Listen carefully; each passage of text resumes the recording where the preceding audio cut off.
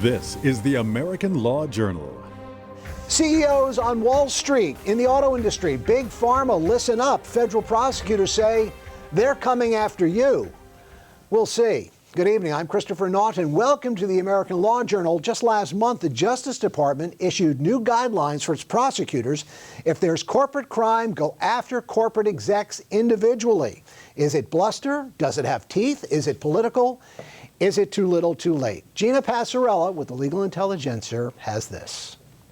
The corporation, in this case, Johnson & Johnson, the corporation pled guilty to a crime. Here, though, you have, as it turns out, the guy who's the CEO was the guy running the sales promotion that the government said was illegal. Court TV founder and author Stephen Brill excoriates J&J in his recent docuseries, America's Most Admired Lawbreaker, saying the pharma giant lied to the FDA and doctors so it could market its antipsychotic drug Risperdal to children and the elderly. J&J got hit with a staggering $2.2 billion fine, but aside from pleading guilty to a misdemeanor, little else has happened. And according to Brill, the man primarily responsible for marketing Risperdal, current J&J CEO Alex Gorsky, no criminal charges, no jail time. Lawyer Brian McCormick, who deposed Gorsky, believes more could have been done. Some of the bigger pharma cases that have ended recently, whistleblower cases against AstraZeneca, and Eli Lilly, and Janssen & Johnson & Johnson, GlaxoSmithKline, there's no way, looking at that evidence, that individuals in management could not have known. There's no way these individuals should have escaped without any kind of individual liability. McCormick isn't alone. Consumer advocate Patrick Burns. Nobody has to sell their beach house, nobody goes to jail, nobody loses their job. And that's what's ridiculous. But we really do have to send a personal message to the liars, the cheats, the thieves who operationalize these frauds in corporations. Since 2008, since the financial crisis, there have been a series of corporate crimes charged, but they've been only against the corporations, the entities, and not the individuals. And billions of dollars have been recovered, and yet no one has been held accountable criminally for going forward. And there's been a lot of criticism with DOJ from Congress, from the public, from the press, why this is so. Which may explain why the Justice Department has rolled out new directives on corporate crime. The DOJ wants more than fines. They want prosecutors to go after the individual. Well, the rules have just changed. Effective today, if a company wants any consideration for its cooperation, it must give up the individuals no matter where they sit within the company. And we're not going to let companies plead ignorance either. If they don't know who is responsible, they'll need to find out. It seems to me that what the DOJ is saying to corporate America, you need to throw your employees under the bus. And the DOJ may have found the perfect opportunity to press its case. So let's be clear about this. Our company was dishonest. Volkswagen is bracing for billions in fines, possible criminal charges for its executives, as the company apologizes for rigging 11 million cars to help it beat emissions tests. When cases do get a lot of attention in the press, like the Volkswagen case did, the government would be hard-pressed to ignore something like that. This concentration on individuals now has to have companies and their outside counsel worried. They know something's changed. Still, the DOJ will have its work cut out. These are really tough cases to bring. The crimes are complex. The documents are massive. They have to prove that the individuals did what they did, but also that they knew what they did was wrong at the time that they were doing it. The new DOJ guidelines definitely offer the promise of a rise of criminal charges against high-powered corporate executives, and they have those executives and their counsel paying attention. The next few months will show whether prosecutors put these guidelines into use and whether they have the resources to bring to bear these very complicated cases. For the American Law Journal, I'm Gina Passarella. All right, 4 guests with me tonight. Let's go ahead and meet them. Steve Sheller is a renowned plaintiff's attorney for decades now, and his Risperdal case against Johnson & Johnson was at the very center of that Steve Brill book you heard about in Gina Passarella's opening feature report. Mike Mustokoff joins us for the first time tonight, a former assistant DA, and now with Duane Morris, focusing his practice on white-collar crime. Joe Poluka returns To the set tonight, former federal prosecutor himself, partner with Blank Rome, concentrating his practice in the area of white-collar crime. And John Ryan joins our program tonight for the very first time. Senior VP and General Counsel for Unilife Corporation. Often in-house counsel is the first line of defense in a white-collar investigation. Let's go to that feature report, Steve, that, again, you and Mike Mustokoff were both involved in pursuing Johnson & Johnson. In that matter, your side won billions of dollars against Johnson & Johnson, but you never got the CEO, Alex Gorsky. Some people said, look, you won the war, you lost the battle, go home. Well, you know, it's kind of sad that that is true. We left the bad guys in charge. Alex Gorsky is now the CEO of Johnson & Johnson. And that is particularly disturbing to me because what should have happened, he was directly involved in the misconduct of the illegal marketing and misrepresentation about Risperdal to both the public, to the doctor community, and later involved in what I view as the cover-up. If it's untrue, or you are required to submit an analysis by law or regulation, and you don't do it, as happened in the case of Risperdal, you can be prosecuted criminally. But Mike, you were involved in this as well. As a matter of fact, I know you've teamed up with Sheller on a number of occasions. You've obviously prosecuted key TAM matters as well. And I think what you said was, yeah, that evidence may have put Alex Gorsky on the radar screen for criminal prosecution, but it's not enough to convict him. I think that it's much easier to look at these cases in retrospect.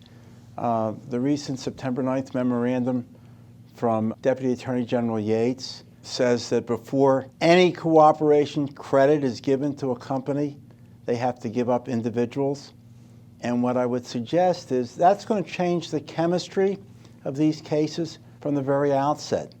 It's one thing if people are trotting the well-traveled path of let's work things out, it's only money.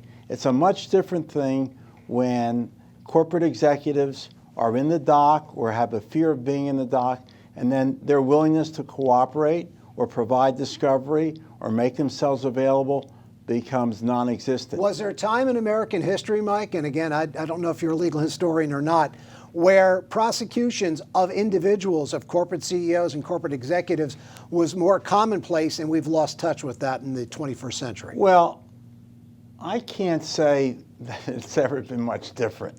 I think that the people at the top set the culture and are very much responsible for what happens, but the ability to actually prove mens rea, that becomes very difficult. The one exception that I can think of is the Volkswagen case, because it's hard to imagine the attempt at avoidance of the emission standard was anything other than an intentional criminal act. But he certainly couldn't have said that these were rogue employees, because corporate resources were used directly to come up with the science and the engineering to avoid the emission test. You know, Chris, I'm not sure I agree with Mike's history. We had a financial crisis before. It was called the S&L crisis in the late 80s. And there were about 1,000 prosecutions and about 800 convictions of individuals like the kind that you're talking about and Steve is talking about.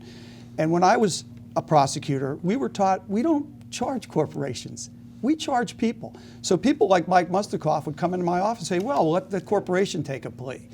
Or it just didn't happen. Something happened in the early 2000s where we start seeing these huge settlements being struck with the kind of billions of dollars that Steve Sheller's talking about.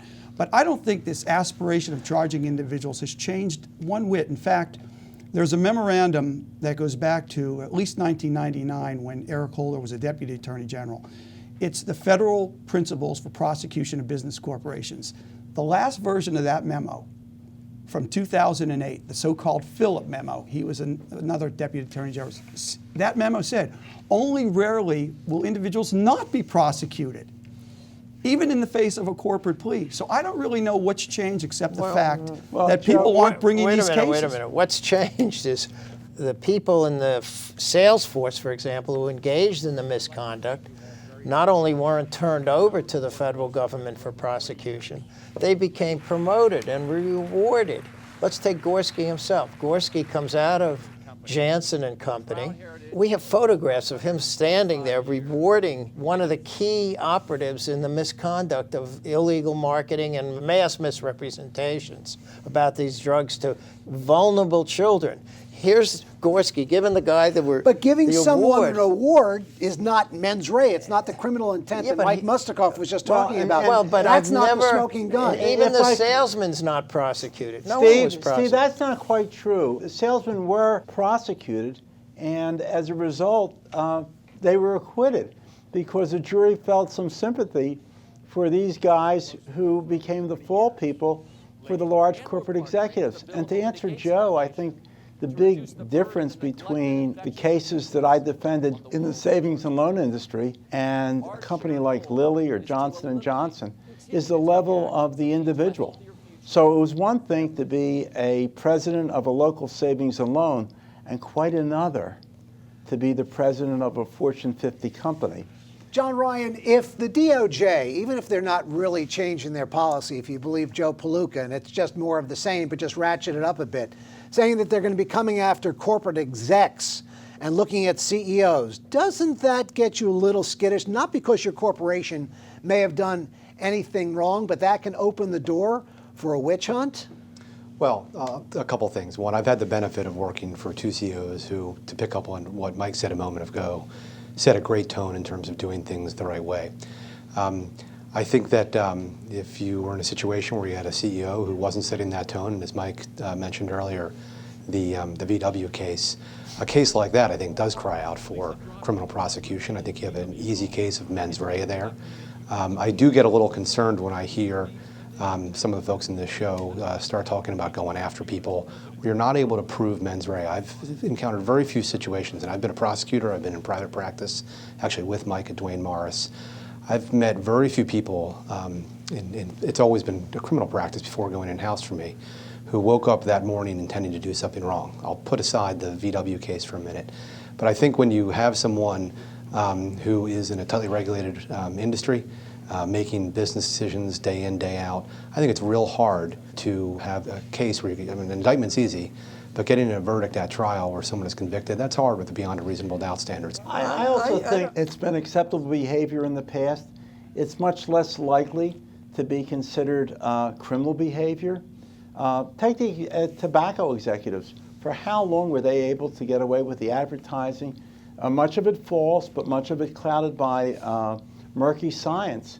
And at the same time, no one was able to do anything about it. And in the end, public health suffered significantly. Right, and none of those executives, I don't believe, if memory serves me, ended up going to jail with big tobacco, is what I'm saying. You know, they did, talking right? about tobacco, I remember cross-examining the director of research for R.J. Reynolds on the light cigarettes.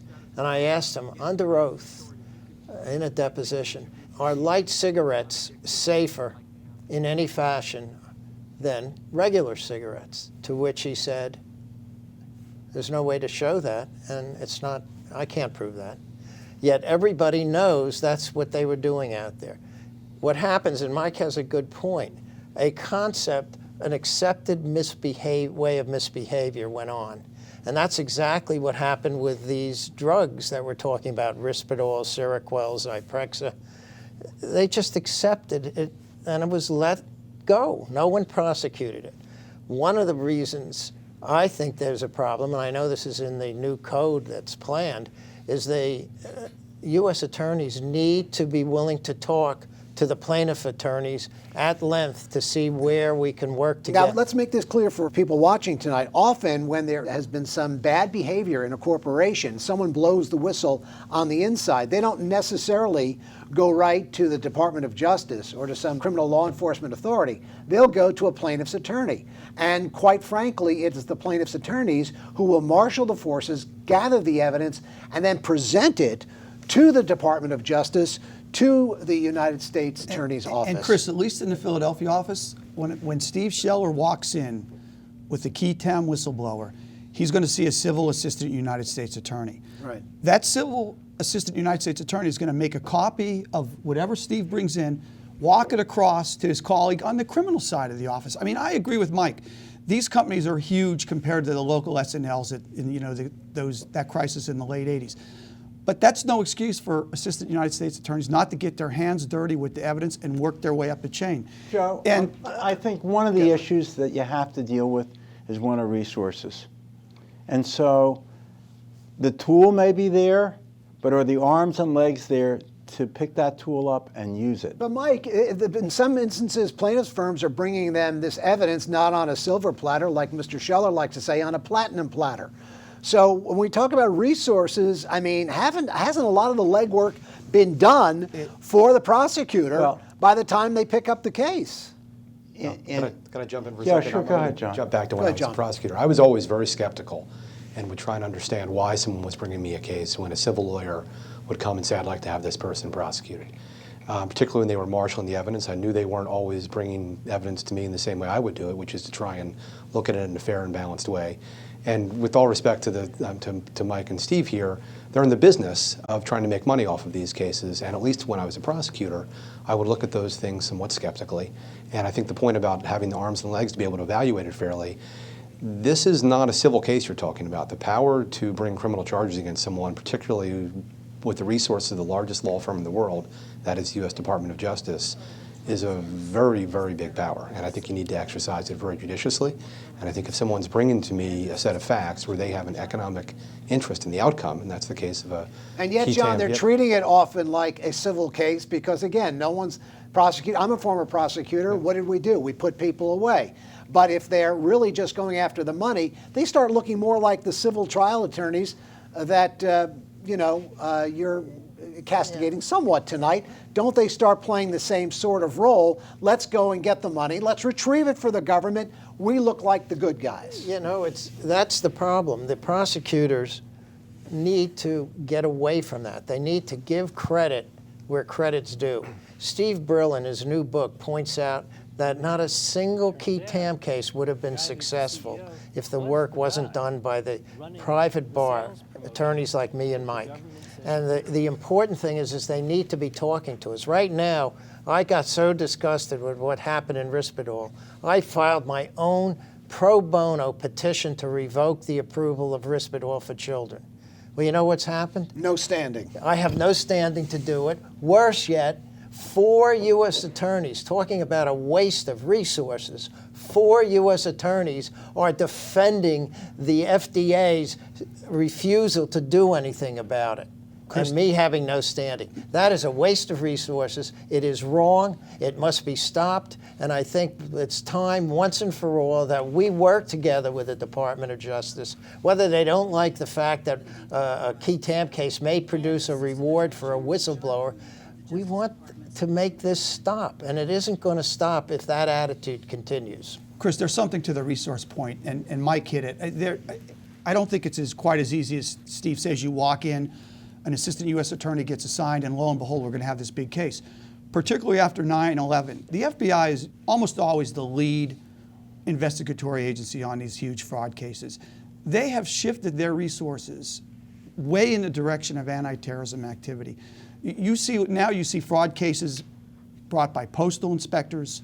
You see other agencies that aren't usually playing in that space. So I think Mike's on to something. I don't think it's the only reason. I think there is something to be said about the civil division getting these huge monetary settlements.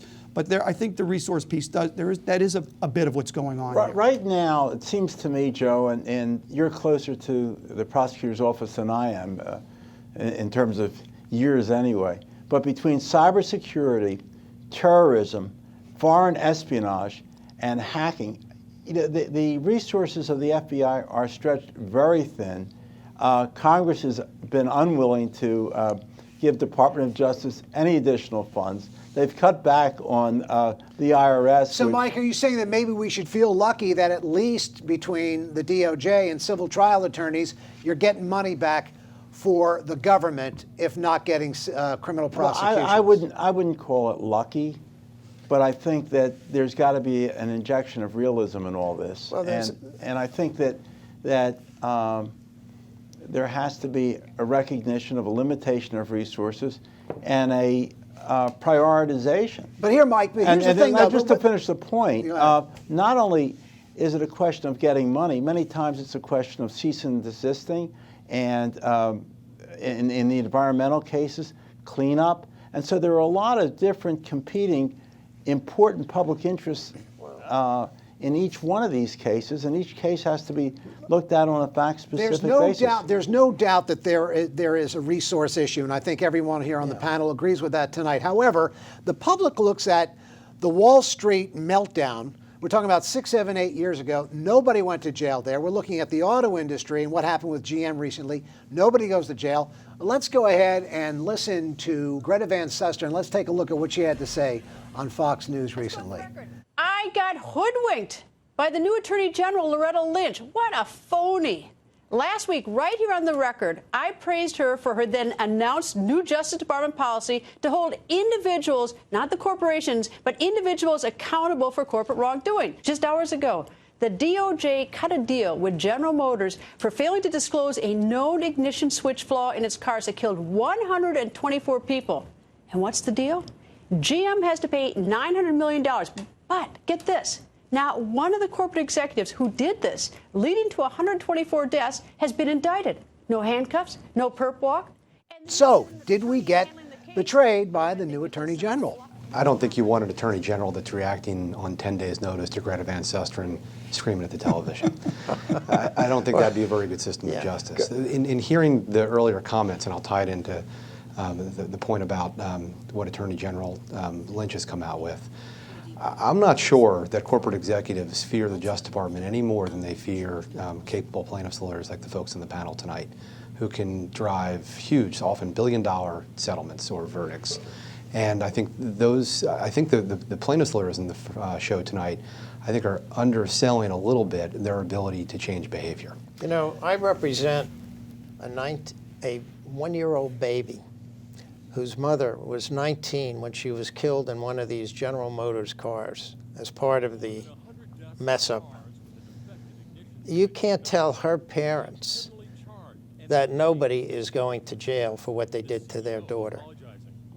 And we seem to have forgotten, the U.S. Attorney has forgotten, that real people are being hurt, children, vulnerable, the most vulnerable kids in the country with serious medical and mental health problems are being fed a drug that shouldn't even be on the market today, Risperdal, in my opinion. And it is. And I say that that has got to change. And I don't understand why it hasn't. I certainly know Ms. Van Susteren. I remember years ago we were co-counsel when she was a practicing lawyer in the light tobacco cases. She's a very good lawyer, by the way. And it just seems to me that we must stop forgetting the people that are part of our country who are being injured in the thousands by these devices and by these products. Reasonable point, Joe? Yeah, in-house people have been charged. I want John Ryan to be a little more worried. Some executives went to jail under responsible corporate officer doctrine, even for, quote, misdemeanors. 5, 6, 7, 8 months for a person who doesn't even have a speeding ticket is a big deal.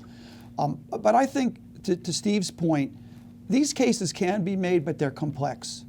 And every case is different. And in a case like with the GM and the switches, you've got to start with the engineers. Who knew what was shared internally? And in fairness to Loretta Lynch, and I agree with John's statement on the Greta report, I think she inherited that matter. The ink was maybe even dry by the time she was sworn in as Attorney General. I don't really think that's a fair characterization. What I would want to know is, what were the facts? Who knew what? How far up the chain did the knowledge go? Was it done knowingly? Was it sloppy? What was it? I want to know the facts. And if there was evidence of some kind of mens rea, then I'd want to know, why aren't these people being prosecuted? But you can't really tell from reading an article in the newspaper what the underlying evidence is. Lower level individuals are often the persons or people who walk the plank. But when it comes to top level corporate executives, most times they are so insulated from the actual criminal behavior as to make criminal prosecution of the top-level executive just about impossible. As you go down the corporate structure, it becomes easier and easier. As the size of the corporation is smaller, it becomes much easier. So for example, in the savings and loan industry, you had a president of the company who was also responsible for making the contractual deals that were illegal. But when you talk about a company like Johnson & Johnson or some of these other Fortune 50 companies, it's virtually impossible to pin the tail on the donkey. All right, time for a little crystal ball gazing. Now that the DOJ has come out and stated this quote unquote new policy, what do we see happening down the line? I mean, some folks on the panel tonight have mentioned Volkswagen. That would be completely within Loretta Lynch's purview, I would think. Is that a good place to start this new regime? Well, and is it going to happen? That's the big question. Volkswagen would be a good place. I mean, and you have to give the Justice Department full credit for going after FIFA internationally. And that's a very innovative criminal prosecution. But they have to pick their targets very carefully. Years and years ago, there was an attempt by the Justice Department to go after IBM. And the entire antitrust division was deluged with paper to the point that it sought mercy from the company. And so there will be prosecutions, but they will be few and far between. I don't think you have to start at the very top. And obviously, I think you're going to see Volkswagen, somebody's going to get prosecuted. I can't believe that we'd walk away from that one. Joe Poluka, where's this going next? I think we're going to see some effort to go after individuals after such a big splash has been made. As I said before, I don't think the policy's really changed. It's really is the will there to prosecute individuals and make cases. Sometimes corporations do refer cases to the government. Maybe they're lower level people, sometimes they're higher. I don't completely agree with, I don't know if that was John's or Mike's point, but I think we're going to see some effort to do it. It's really going to take talented prosecutors to get their hands dirty with the evidence. And John Ryan, what's coming next and what does it mean for in-house counsel? Well, I am a little concerned when I'm hearing the talk tonight of people who have economic interest in cases coming out in a certain way, going on what I think can sometimes be a bit of a witch hunt, where you can throw by the wayside really important things in American law, like guilt beyond a reasonable doubt and proven intentionality. I want to thank my four guests tonight. Steve Sheller, plaintiff's attorney from Philadelphia. Mike Mustokoff, former assistant DA, and now with Duane Morris, focusing his practice on white-collar crime. Joe Poluka, also a former federal prosecutor, now with Blank Rome for 10 years, just about. And John Ryan, the senior VP and general counsel for Unilife Corporation. Thank you, one and all, for all of us here at the American Law Journal. Great having you along this week. Until next week, case closed. This week's American Law Journal has been made possible in part by Law Catalyst, legal media and marketing for lawyers. Go to lawcatalyst.com. King Spry, serving its Pennsylvania clients in family law, business, personal injury, and school law for over 30 years. Leventhal, Sutton, and Gornstein. We have your Social Security disability case covered. And The Legal Intelligencer, an American lawyer media company, and the oldest daily legal newspaper in the United States.